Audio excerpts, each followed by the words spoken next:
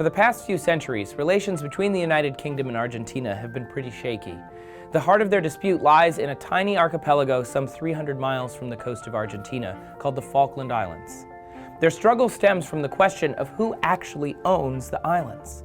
So what's the whole story? Why do the UK and Argentina hate each other?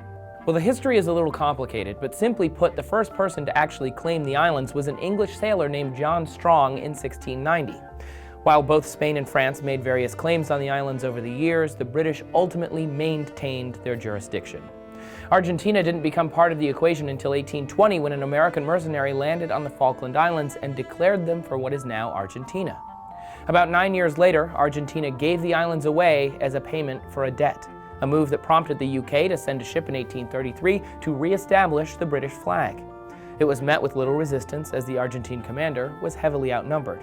For nearly the next 150 years, the British controlled the islands while Argentina continued to dispute their sovereignty.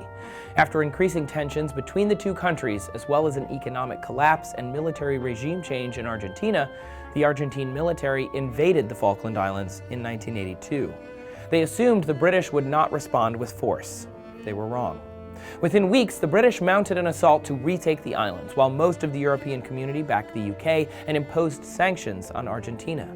After 3 months of intense fighting, the British reconquered the Falkland Islands and expelled all Argentine forces from the area. In the years following, the British ramped up their military presence on the islands, granted all residents full British citizenship, and gave the islands a full self-governance as a British dependency. But in 2006, Argentina began claiming sovereignty again in an attempt to secure fishing and petroleum rights. In 2009, Argentina made a territorial claim to the UN concerning an area including the Falklands, which the UK denied as being legitimate. The following year, in 2010, Argentina demanded that any ships that wanted to go to the Falkland Islands would have to seek a permit from the Argentine government. Both the British and the Falklands government ignored this demand. Finally, in 2013, Falkland Islanders voted in a referendum on whether the territory would stay British. With nearly every single island resident voting to remain a British territory, it would seem that the question of sovereignty was solved. But in response, the Argentine government said that the referendum had, quote, no value, since the population of the islands was implanted by the British.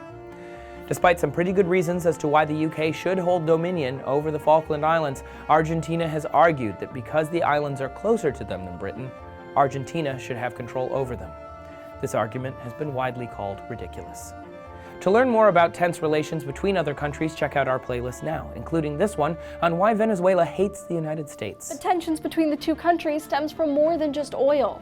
Chavez and Maduro have also blamed the US for multiple failed assassination and coup attempts over the years. In 2002, Chavez told the BBC that he had photographic evidence of the US involvement in a coup. Thank you for watching.